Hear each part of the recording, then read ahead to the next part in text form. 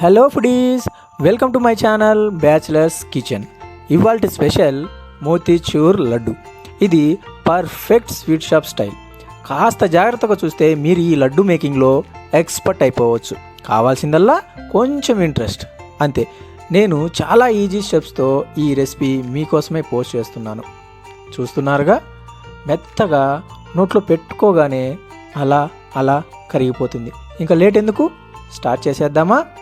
ఇప్పుడు బూందీ కోసం 250 గ్రాముల అంటే 2.5 పావు శనగపిండిని తీసుకోండి. దీనికి ఒక పావు లీటర్ వరకు వాటర్ పడుతుంది. వాటర్ పోసిన తర్వాత బాగా జారుగా పిండిని కలుపుకోవాలి. చూడండి, ఇలా జారు ఉండాలి పిండి.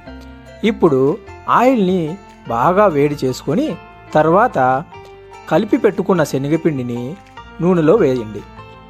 మరీ క్రిస్పీగా కాకుండా ఒక 70% ఫ్రై అయ్యే వరకు ఉంచి తర్వాత తీసేయండి. ఇలా అన్నమాట.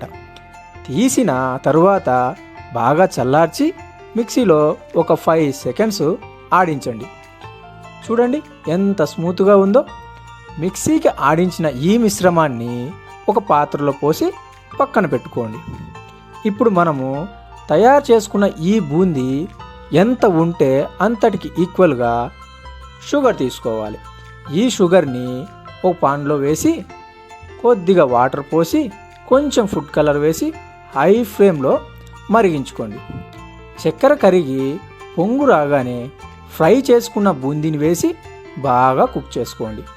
మీడియం ఫ్లేమ్లో కుక్ చేసుకోవాలన్నమాట. దీనికి తీగపాకం అవసరమే లేదు. బాగా పీల్చుకొని దగ్గర పడాలి. 90% పైగా పీల్చాలన్నమాట. మధ్య మధ్యలో కలుపుతూ ఉండాలి. బూందీ పట్టుకుంటే మెత్తగా ఉండాలన్నమాట.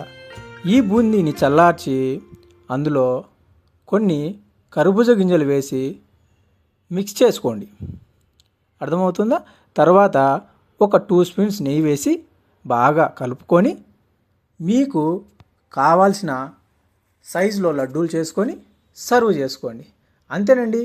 చూశారు కదా ఎంత ఈజీగా అయిపోయిందో. ఈ రెసిపీ మీకు నచ్చినట్లయితే ఈ వీడియోని లైక్ చేసి నా ఛానల్ను సబ్స్క్రైబ్ చేసుకోవడం మర్చిపోకండి. ఇంకో వీడియోలో మరొక కొత్త రెసిపీతో మళ్ళీ కలుస్తాను. అంతవరకు మీరందరూ బాగుండాలని కోరుకుంటూ సెలవు తీసుకుంటున్నాను. Good bye.